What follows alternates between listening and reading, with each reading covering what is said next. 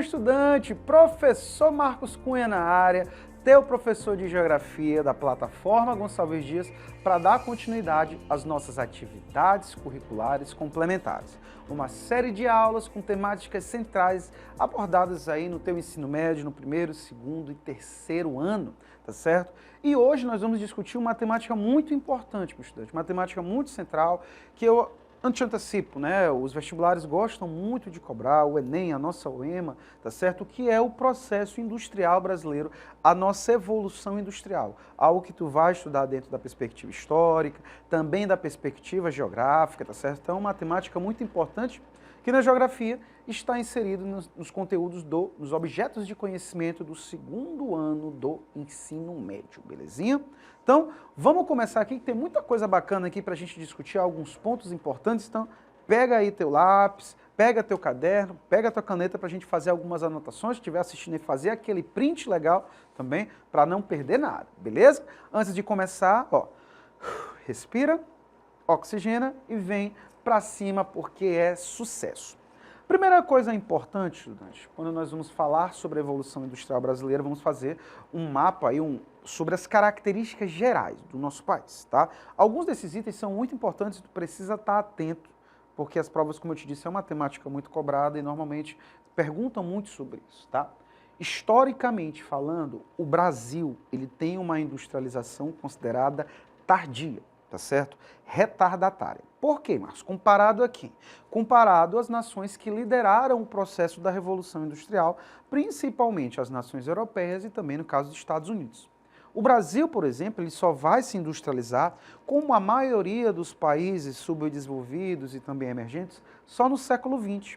Por exemplo, a nossa industrialização ela é considerada o seu início de fato a partir de 1930, na Era Vargas, que a gente vai detalhar com mais calma já já, tá certo? Se eu for comparar dentro de um espaço de tempo cronológico, a Europa começou o seu processo de industrialização no século XVIII, 1750, basicamente 200 anos à frente. Então é por isso que nós dizemos que a nossa industrialização ela é tardia ou retardatária, tá certo? Segundo ponto importante, o processo industrial brasileiro ele é distribuído de forma irregular no nosso território. Nós sabemos que, historicamente, algumas regiões tiveram maior acesso a recursos e benefícios ao longo da sua história, que vai influenciar diretamente no seu processo industrial. Então, nós temos hoje, Marcos, o coração industrial brasileiro é situado na região do Sudeste, tá certo? Ao Sul também nós temos, tá? Em comparação, por exemplo, com as outras regiões do país. Agora, atenção! Isso não quer dizer que não existam indústrias nas outras regiões do país. É claro que existe. O que nós falamos é na questão de proporção. Tá? A grande quantidade das indústrias do nosso país hoje está concentrada ainda no Sudeste. Tá? Nós temos processos industriais no Norte, no Nordeste, no Centro-Oeste também e nas outras regiões. E no Sul e no Sudeste. Fechou? Não vai confundir. Outro ponto importante, o Brasil hoje, Marcos, é considerado um país industrializado. E muito importante, o Brasil atua em todas as áreas industriais, tá certo? Tanto na produção básica, né, que a gente chama de indústria pesada, na produção intermediária e principalmente nas indústrias de bens de consumo. O Brasil se destaca muito nesse processo industrial, tá certo? Então, muita atenção, o Brasil é um país industrializado e atua em diversos setores, tá certo? Tanto de produtos mais básicos, estruturais, matéria-prima, quanto também de produtos já que tem um valor agregado maior tecnológico. Fechou? Bacana, não vai esquecer. Evoluindo, para entender, para a gente conseguir pontuar melhor a característica do processo industrial brasileiro ao longo de sua história de ocupação, que vai ser desde 1500 até os dias atuais, é estruturado em 4 fases. Tá? Então, nós temos 4 fases aí da industrialização brasileira, que vai desde o nosso período colonial até os dias atuais, passando pelo primeiro e segundo reinado e também pela terceira fase da Era Vargas. Fechou? Vamos detalhar com calma os principais pontos aí de cada uma delas. A primeira fase, gente, é considerada a maior dentro do espaço cronológico, porque ela vai pegar aí basicamente 308 anos, tá certo? Vai de 1500 até 1808, é o nosso período colonial, que embora entre na ideia de fase de industrialização, mas a característica marcante desse primeiro período é que não tinha industrialização no Brasil, tá certo? A coroa portuguesa proibia, gente, tá, as atividades manufatureiras aqui no nosso país, porque ela entendia que isso poderia ser uma forma de desenvolver capital no país e, consequentemente, fomentar, né, desenvolvimento e, consequentemente, também futuros movimentos separatistas, né, de independência. Então, era proibido. Tá certo? Era uma forma também de fazer com que a colônia brasileira se ocupasse especificamente, né, de exportar o setor primário, de exportar matéria-prima para a sua metrópole, que foi essa nossa relação muito clara Brasil-Portugal. Né? O Brasil exportando, principalmente fornecendo, melhor dizendo, para Portugal enquanto metrópole, matéria-prima, beleza? Então a nossa economia nesse período, ela era basicamente situada no setor primário. Então a gente tinha, podemos afirmar que a gente tinha claramente ali uma ausência do setor industrial. Tudo muda na segunda fase, que é considerada primeiro, segundo reinado e a primeira república. Por quê? A vinda da família real, tá certo? Vai fazer um papel muito importante já no século XIX, galerinha, tá? Quando a família real vem para cá, eles vão, de certa forma, também trazer algumas características industriais da Europa, inclusive proibindo, né, vetando, melhor dizendo, extinguindo algumas leis que proibiam o processo industrial no Brasil. Era uma forma de desenvolver a região do qual eles agora estavam ocupando. Então, alguns elementos marcantes da segunda fase da industrialização brasileira. A vinda da família real, tá certo? Que vai favorecer ao futuro, tá certo? Desenvolvimento industrial. Nós vamos ter a extinção da lei que proibia a instalação de indústrias de tecido no Brasil. Nós vamos ter a criação da tarifa Alves Branco, gente, que de certa forma vai taxar impostos em produtos estrangeiros. Era uma forma de incentivar a produção local. Esse período ele vai ser muito importante porque ele vai construir as bases do que vai ser fundamental para a industrialização de fato do Brasil no século seguinte. Tá? Agora, muito importante. Marcos, onde a família real ela concentrou esses investimentos? Em todo o país? Não, gente. Na região que ela morava, na região do Sudeste, especificamente ali, Rio de Janeiro, né, São Paulo. Então, nós vamos perceber que essa infraestrutura que vai ser desenvolvida aqui vai ficar muito concentrada no eixo do Sudeste, tá certo? Temos outras figuras muito importantes também, como o próprio Barão de Mauá, que vai ajudar também no desenvolvimento industrial dessa região.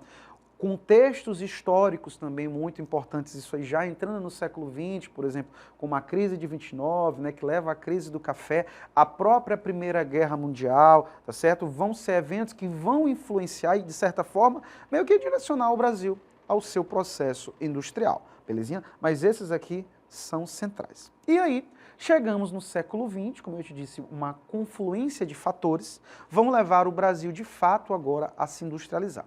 Atenção, em provas, gente, é convencionado que o início de fato da nossa industrialização só ocorre no século XX, na era de Vargas. Marcos, mas no século anterior a gente já não tinha indústrias no Brasil? Tinha, mas de maneira espaçada.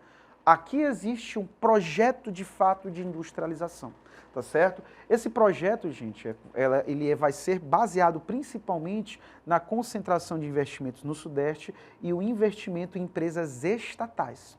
É nesse contexto bem aqui que vão surgir indústrias muito importantes, como, por exemplo, a antiga Vale do Rio Doce, que agora é Vale, que foi privatizada. Nós temos, por exemplo, a Petrobras, também nesse contexto, ela vai ser criada, oriunda desse período, tá certo? Nós vamos ter outras indústrias, tá certo? A Companhia Nacional de Siderurgia, por exemplo, muito importante, tá? Todas essas empresas estatais, tá certo? Indústrias pesadas, indústrias de base, que vão mexer com muita matéria-prima, tá certo? Que vai ser base para outros produtos. Beleza? Com isso, nós temos duas consequências diretas.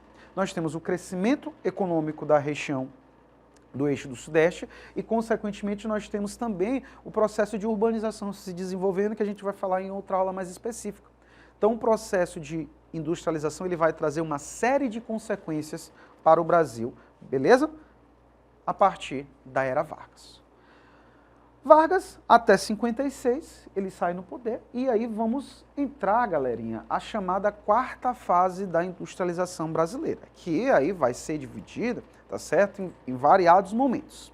A primeira delas, muito importante, que vai ser a Era JK. Então, o presidente brasileiro, Juscelino Kubitschek, ele dá uma guinada no processo industrial brasileiro, agora abrindo o nosso país, a nossa economia para o capital estrangeiro.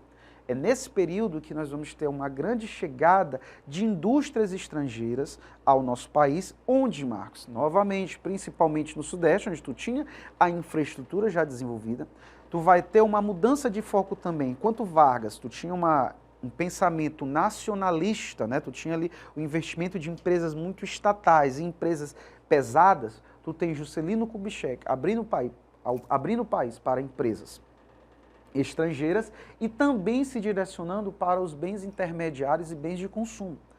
Marcos, as indústrias automobilísticas, quando vêm para cá, elas vêm produzir carros. É nesse contexto, galerinha, que a gente tem um elemento muito importante. A gente vai ter a substituição da nossa matriz de transportes, do nosso setor modal, que até o período Vargas tu tinha ainda o setor ferroviário, né, se desenvolvendo, mas tu vai ter aqui uma substituição muito clara do setor ferroviário pelo setor rodoviário. É aqui na era Juscelino Kubitschek que nós teremos a consolidação do setor rodoviário e a sua expansão para outras regiões do Brasil, tá certo? Tanto é que existia uma frase muito famosa à época, cunhada nesse momento, que era: governar é construir estradas. Era uma forma de integrar, tá certo, regiões diferentes. Um outro elemento muito importante que vai fazer parte da nossa história é a construção de Brasília, tá certo? Juscelino Kubitschek, além de abrir o nosso país para empresas estrangeiras, também vai fazer um grande investimento nacional na construção da nossa nova capital, tá certo? Deslocando o coração, o cérebro do Brasil, do Rio de Janeiro, onde era a nossa antiga capital, para o centro do país, para a cidade de Brasília, tá certo? Com o intuito aí de maior integração. São processos que serão muito importantes, tá certo, para a história brasileira e para o seu processo industrial. Beleza? Respira. Vamos agora falar de uma fase importantíssima, que será justamente o período militar, galera, certo? Com a ditadura militar, né, os militares assumindo o poder, nós temos uma nova mudança também de fluxo do nosso processo industrial. Veja que na era Vargas tu tinha o Estado como um grande centralizador industrial, empresas estatais. Aí tu vai para Juscelino Kubitschek, JK, onde ele abre para as empresas estrangeiras. E aí a gente volta para os militares, onde eles vão colocar novamente o governo como um elemento central, como um grande investidor e realizador de obras de grande porte, galerinha, tá? É no período militar que nós vamos ter aí, por exemplo, construção de obras muito importantes, como a Ponte Rio-Niterói, por exemplo, como a hidrelétrica de Itaipu, tá certo? Com a Transamazônica, por exemplo, tá certo? Que é muito importante, tá? E todas essas construções, todas essas obras, elas foram feitas a partir de empréstimos estrangeiros, principalmente dos Estados Unidos com o Brasil, tá certo? Esse primeiro período, o Brasil vai ter um grande crescimento econômico. Então, do final da década de 60 até o início, meados da década de 70, o Brasil vai ter um crescimento econômico muito alto. E esse período vai ser chamado de período do milagre econômico brasileiro, tá certo? Só que o que vai acontecer, Marcos? Na segunda metade do governo militar, galerinha, quando a gente já está entrando na década de 80, a verdade é que a lógica global está mudando de um Estado concentrador para um Estado mínimo, né? Nós temos uma transição aí de princípios keynesianos que defendiam uma concentração de investimento e controle do Estado, já para entrar numa doutrina neoliberal, que defende um Estado mais enxugado, um Estado mais curto, um Estado com menor custo, tá certo? Por quê? Principalmente porque todos esses investimentos, gente, eles geravam um alto custo financeiro. E quando chega na década de 80, esses custos começam a ser cobrados. E a gente vai perceber que o Brasil vai sofrer muito nesse período, porque nós vamos ter um aumento significativo da dívida externa. E isso vai impactar diretamente na qualidade de vida da população.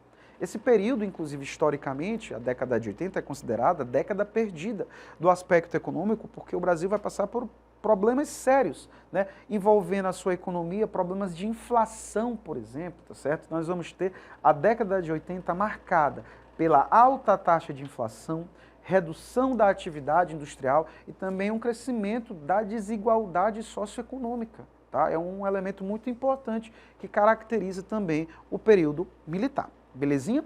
E aí, tu chega, né, no final da ditadura militar, final da década de 80, o mundo fazendo essa transição de um Estado keynesiano para um Estado neoliberal. O próprio contexto global da Guerra Fria estava se encerrando, né, em 91 a União Soviética acaba, mas já no final da década de 80 ela já está demonstrando sinais muito claros de fraqueza. Então a ideia do mundo fragmentado, ela começa a cair por terra do mundo bipolar. E aí o Brasil também vai entrar numa nova perspectiva, tá certo? Que é justamente a redemocratização do país e a entrada, né, do Brasil no princípio neoliberal, que vai ser considerado aí de 85 aos dias atuais.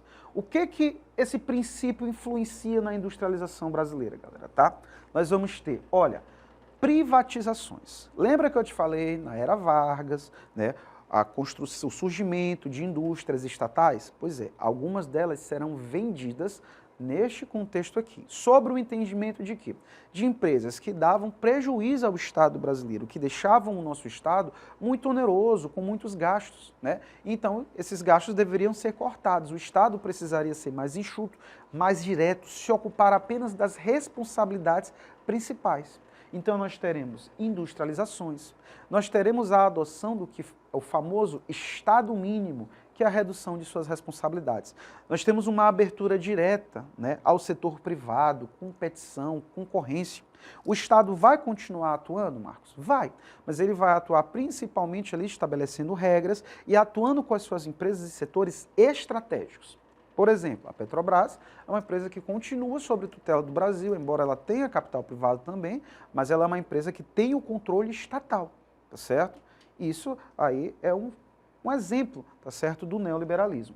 A economia brasileira volta a se abrir agora para o capital estrangeiro, tá certo, principalmente para a entrada de produtos de várias partes do mundo, tá certo? Agora, por exemplo, produtos chineses. Né? Nós temos um retorno dessa integração econômica com variadas partes do mundo. Tranquilo? Questões envolvendo aí a industrialização brasileira, galerinha. Então, vamos fazer um recapitula rápido antes de nós partirmos para as questões. Respira.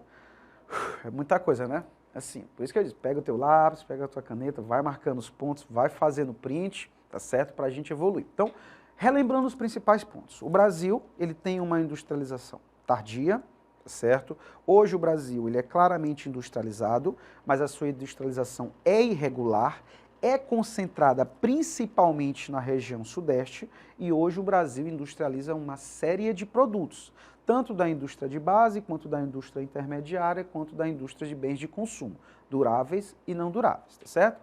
Outro ponto importante, a industrialização brasileira se divide em fases, que é caracterizada inicialmente pelo período colonial, onde não havia industrialização. A segunda fase, que é do primeiro, segundo reinado, primeira república, onde são construídas as bases, né, isso no século XIX ainda, as bases do que vão ser a industrialização brasileira. No século XX, a terceira fase, que é a Era Vargas, que é a atenção, na Era Vargas é considerado o início de fato da industrialização brasileira, quando há um plano estabelecido, né, uma industrialização baseada, né, em empresas estatais, e nós temos a entrada da quarta fase, né, que vai passar por JK, com abertura ao capital estrangeiro, governo militar, onde tu vai ter um período de grande crescimento econômico, obras de grande porte, mas depois crise econômica, né? Nós temos ali a década perdida, e nós temos, por fim, né, os dias atuais, desde que Fernando Collor, tá certo, aos dias atuais aí, o Brasil entrando nos princípios neoliberais, novamente se abrindo ao mercado estrangeiro, né, empresas, né, de várias partes do mundo, não apenas dos Estados Unidos, entrando e sediando produtos no nosso país. Fechou? Bora responder questões agora? Vamos lá? Vamos ver se está afiado mesmo? Vamos lá. Primeira questão. Ela diz o seguinte: o processo de desenvolvimento da indústria no Brasil intensificou-se a partir do século XX. Desse modo, a industrialização brasileira, vamos ver aqui as alternativas, resultou em uma melhor distribuição de renda para toda a população?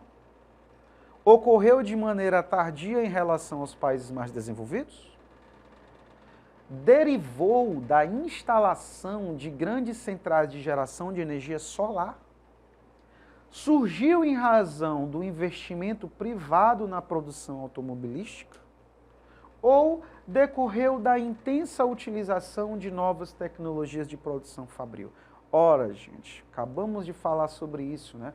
A industrialização brasileira, ela é considerada uma industrialização tardia em relação aos países desenvolvidos, que se industrializaram ainda no século XVIII. O Brasil só se industrializa no século XX, 2 séculos depois, né? Então, esse é o nosso gabarito muito claro. Não resultou na prática numa melhor distribuição de renda para toda a população, esse é um erro, tá certo?